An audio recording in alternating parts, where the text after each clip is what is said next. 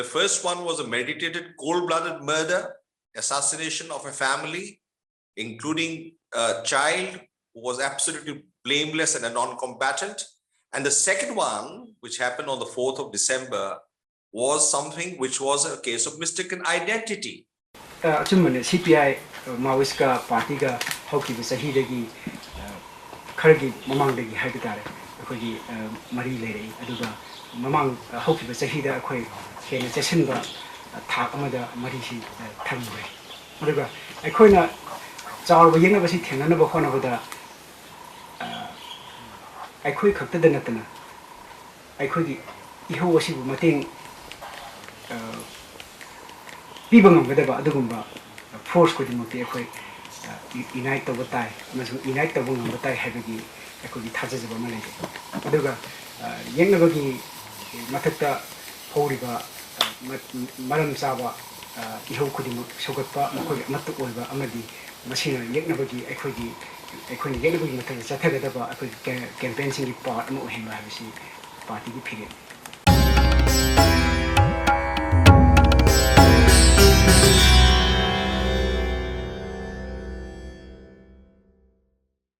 Very good evening, ladies and gentlemen. Welcome to Chitti Media. My name is Sharan Sethi and I'm your host. Very recently, a few days ago, we saw the unfortunate incident involving the killings of a few civilians in Nagaland. And since then, a whole debate has started, especially as far as repealing AFSPA is concerned and the army's responsibility behind the attacks are concerned. Now, of course, the army has put out a formal statement saying that there will be an investigation and that these incidents are extremely misfortunate and are not intentional, but there are several angles which have not been explored. And today joining me is two experts on the Northeast who know the states in and out and the security situation behind it, is Dr. Ankita Datta and Mr. Jaideep Saikia. Namaste, ladies and gentlemen. Thank you so much for joining me today. I hope everything's well. Thank you. Dr. Ankita, let me begin by asking you this. The recent killings in Nagaland have, again, like I earlier said in the introduction, have reignited the debate on repealing AFSPA. So, what is your take on this?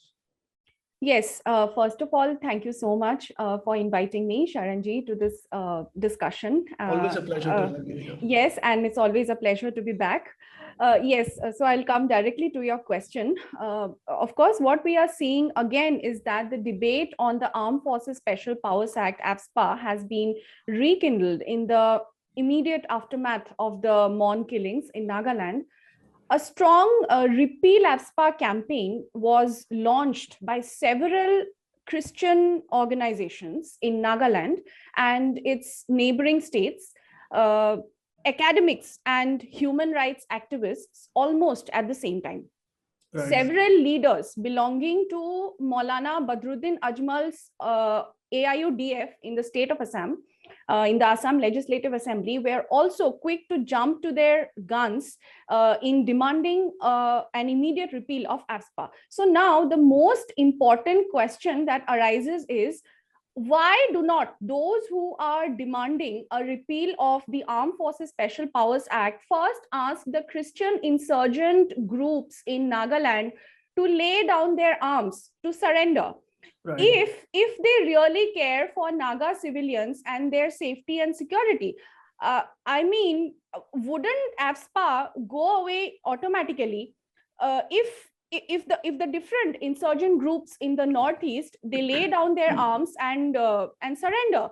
The Indian Army has always been a very easy and very, very convenient target in this aspect. And whenever it suits their agenda, it is our army jawans who are made to appear as the real villains behind everything that is wrong in the Northeast.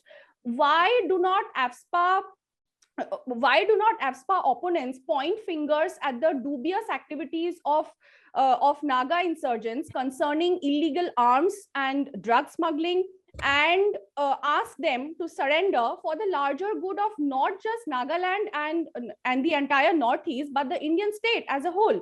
So the real reasons behind the conflict in the Christian-dominated hill states of of Northeast India is just not to be trivialized by demanding a repeal of the Armed Forces Special Powers Act, because whatever happened at Otiang village in Mon district of Nagaland is of course it's very, very unfortunate and should have never happened. But but what we must not ignore in this context is the fact that a sinister campaign has always been going on at the behest of some Breaking India, some anti-national forces, to malign the image of the Indian Army, and especially the incredible ground level work done by the Assam Rifles over the past several years for the society and the community, particularly in the hill states of Manipur, Mizoram, and Nagaland.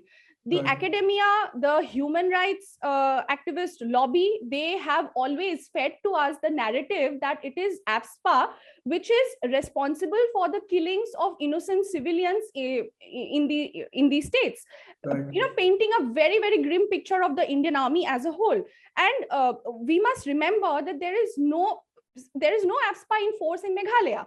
There is no AFSPA in Meghalaya, but IED bomb blasts at frequent intervals have become very commonplace. They have become quite commonplace in Meghalaya. So what are some of the bitter truths behind this never-ending unrest in the Northeast? The demand for the repeal of AFSPA, it sounds good, of course, but merely repealing this act without addressing the underlying fundamental problems of drugs, arms, and missionaries, blessed by, of course, China-funded Maoism in this region of the country, is quite an infantile proposition, I would say. And while raising the demand for repeal AFSPA as a citizen of India, one cannot overlook the antisocial activities such as extortions, kidnappings, smuggling of illegal narcotics, Ankita ji, I will come back to you with that question about external linkages. Yes. But before that, let me take a minute and ask Mr. Saikia. Mr. Saikia, Dr. Ankita and I have been discussing this, and what she has to say, not just in this interview and the last ones as well, is that because of years of conversion, rather forcefully, there is a corrosion of social identity, because of which we see, a plethora of problems plaguing the Northeast today. But before we go into details about discussing that, I read your article on First Post, which went rather viral because you were one of the very few to support the establishment and the armed forces. And you called the incident an anomaly. So what do you make of the entire killings, a very unfortunate incident? Yes, Sharanji, even as I echo what Dr. Ankita Datta has talked about, the episodes, the unfortunate 2 episodes, let me give you a compare and contrast sort of a narrative. The 13th of November episode was a cold-blooded murder of a commanding officer of the Assam Rifles, along with his, blameless family, which is comprised of his wife and a 6-year-old son. Now, this was a premeditated attack on the Assam Rifles, and it must be said that it was targeted attack because the commanding officer, Colonel Biplab Tripathi, was trying to demolish the drug cartel that was flourishing in that area.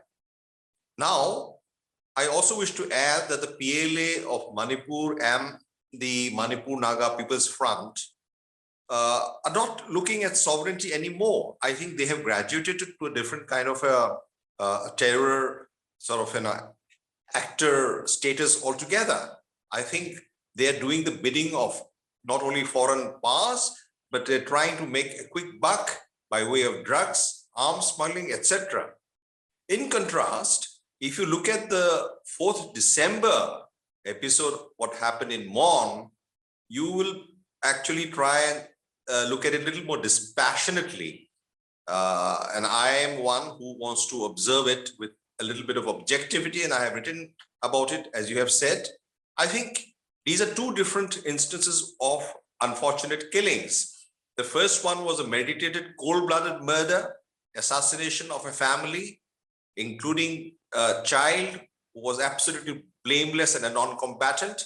And the second one, which happened on the 4th of December, was something which was a case of mistaken identity. And the army, I have been I'm a student of security. I've been following the manner in which it has operated in the Northeast for the last 2 decades plus. And I've seen that whenever they have found any of the men or officers to be guilty, there have been summary punishments meted out. Let me give you a quick example from Assam. Right. In 1998, there was a case of, rape in Paikarkuchi of Nalbari, which, comes under the 21 Mountain Division.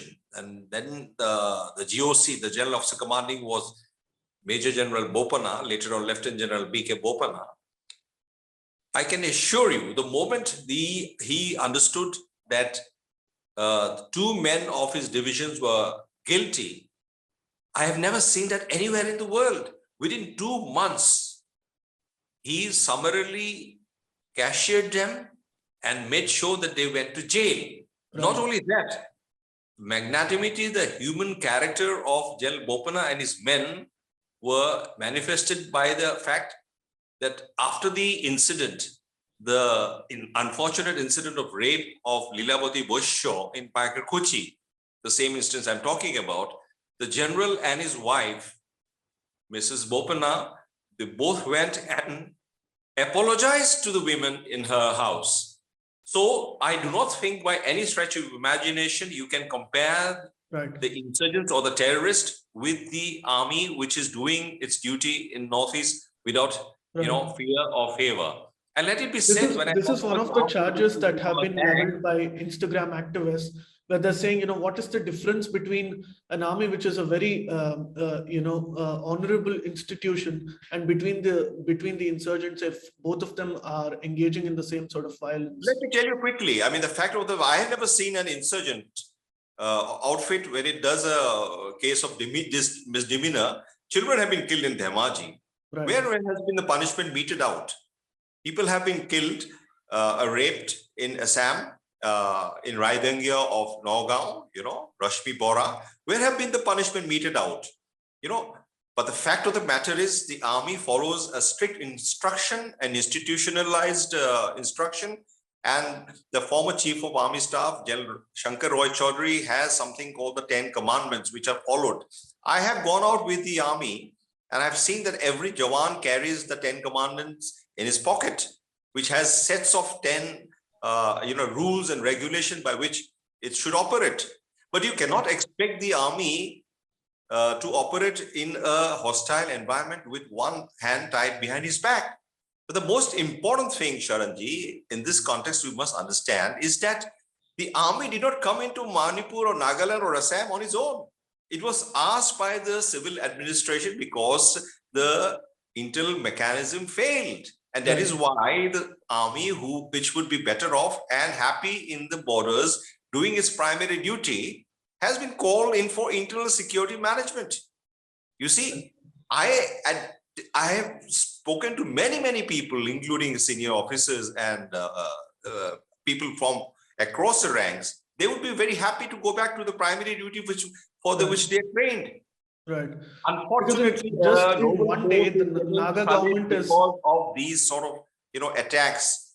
The 21 SF para, which now it has come to light, which perpetrated this 4th December unfortunate mistaken identity killing, I must add, who is going to be punished if they're found to be guilty. A court of inquiry was immediately announced, and also 3 Corps, headquarters 3 Corps in Rangapahar in Nagaland has immediately said that this was unfortunate, uncalled for, and have in fact apologized for the unfortunate incident. What more do you expect a guilty person to be, he is going to be hauled up into the court of law and punished if found guilty. These are the sort of, differences between insurgent stroke terrorist group and the Indian Army or the Assam Rifles. Right. Now, on one hand, the insurgents have issued a statement saying that, these killings will be avenged. And also, on the other hand, the state government has gone on to ask for the AFSPA to be repealed and also have called off the Hornbill Festival. So obviously they don't seem to be in cognizance with what they said earlier. But before we go on to discuss further about that, let me revert back to Dr. Datta. Dr. Datta, this particular incident happened in a village called Oting, which has a very geostrategic location because it's very, close to Myanmar. So could you tell us a little bit about the external linkages with this entire incident in place? Yes, of course, the place where this unfortunate incident took place, that is Oting village, as you have mentioned, in Mon district of Nagaland.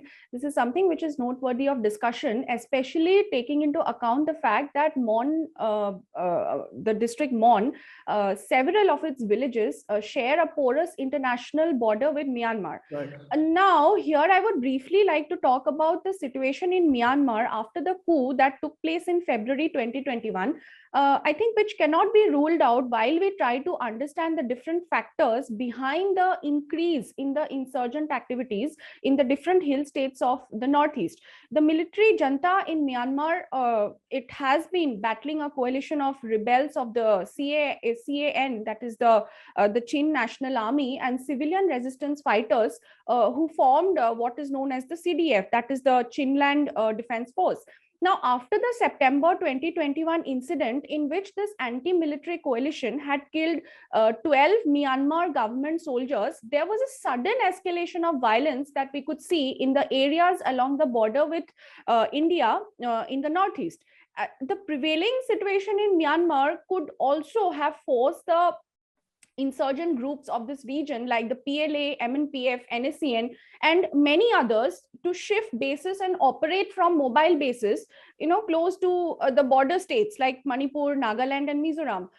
If government of India has not yet been successful in taming the insurgents of these states, and if neither the state government nor the center has been able to, I think, bring the rebel groups, particularly the Naga insurgents, to the negotiating table to discuss the terms of peace, one very important reason could be that these militants have safe hideouts and staging areas right across the border with Myanmar. And therefore, I think it is in this context that India's Myanmar policy assumes significant geopolitical and strategic importance, especially taking into account China's eyes over Myanmar and its secret plans to convert it somehow into one of its satellite states. And Myanmar is, of course, it is geopolitically very important to India since it stands at the center of the India-Southeast Asia geography. And India is obviously conscious of its ties with Myanmar, but Myanmar's failure in acting against the Manipuri and Naga insurgents is among the several reasons why insurgency continues to thrive in the Manipur-Nagaland region. There are several questions like, could it be that Myanmar doesn't want to annoy China? Because it is well known that Chinese entities through outfits in Myanmar, like the United Wa State Army, which is a rebel force, they sell a huge quantity of weapons and ammunitions to the insurgents of Northeast. So, and when did this all start? Can you give a little historical perspective? Because it said that all of this started during Chiang Kai-shek's rule in China. Okay, yes. So this web of illegal narcotics trade, of course, it is one of the major reasons behind the nagging problem of insurgency in the Northeast, because drug trafficking is a major source of funding for the insurgent groups active here. Now, since you are asking a historical question, we need to remember that in the past, the Northeastern region of India, it had never been a producer of narcotics. Whatever little was produced was meant for only local consumption. And illegal trafficking of banned drugs and narcotics, that is a phenomenon which began here only in the post-independence era. And unlike other insurgent movements, like the LTT in Sri Lanka, that have always been deeply involved in illicit drug trade, the insurgents of the Northeast, they have been relying on other means to raise funds. Like they routinely collect taxes from each household, government contractors, employees, businessmen, and even government officials, including ministers. But the situation on the ground is fast changing since the past few years with the entry into the scene of illegal narcotics and their clandestine trade.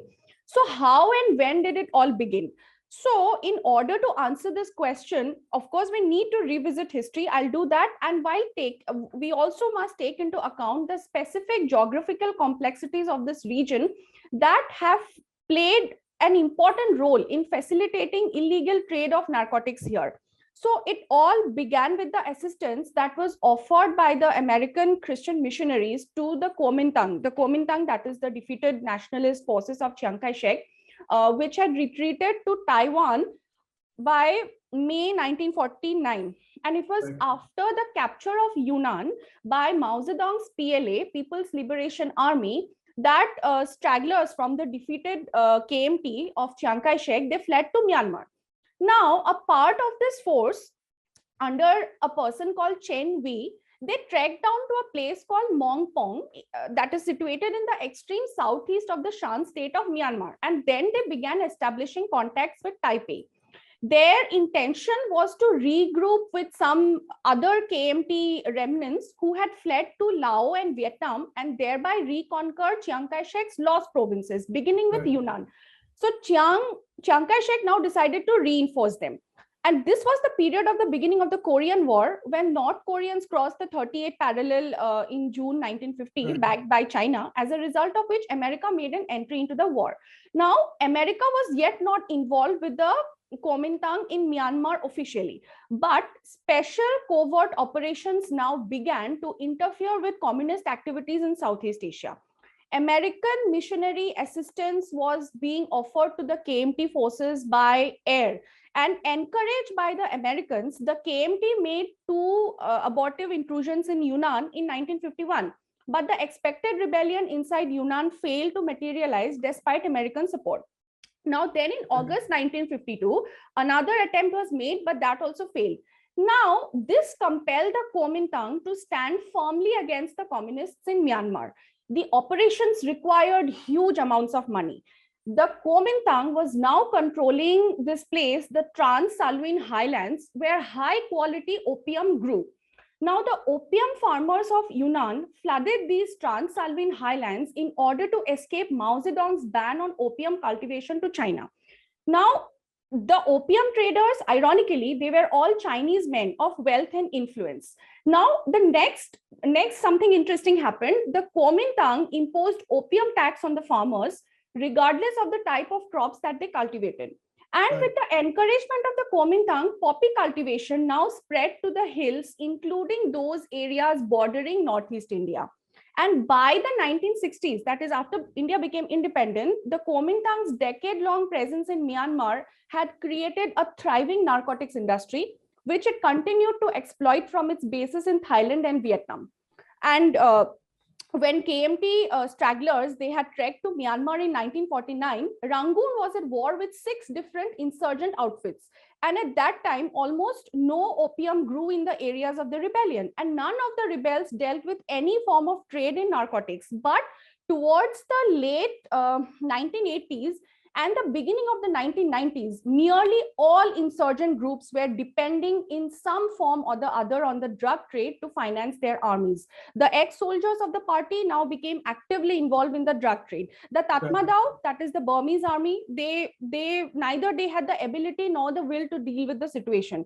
And of course, the leniency exercised by the military junta of Myanmar with respect to cases of drug trafficking, it contributed to the further expansion of the drug trade.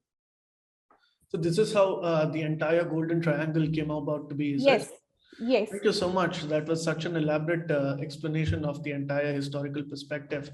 Unfortunately, we're out of time, but I'll ask Mr. Saikia one last question. Mr. Saikia, you've been commenting on the Northeast affairs for a very long time now. You're a student of security. First of all, immediately on the short run, what are the options for the armed forces and the government to pacify situation on the ground? And also on the long run, how do you see this affecting the entire peace deal? Well, I think in the long run, things will naturally quieten down as we have seen in the past. But it's very important for the government of India to take a psychological initiative, bring the right thinking people of the Northeast. And I'm sure that there aren't any dearth of such right thinking people to actually disseminate this important aspect that, you see, this was an aberration. You cannot, and as I said, I've called it an aberration and an anomaly. You cannot, club these two things together. the 13th of November episode with the what one happened on the 4th of December. So it's important for the government to take the first step as a stronger entity here to bring about not only a semblance of peace, but actually talk about it in a very concrete manner. And I have been talking about the constitution of the Northeast Security Council because I feel that the present apparatus which actually governs the Northeast security fortunes or matrix have not worked. So I think it's very important.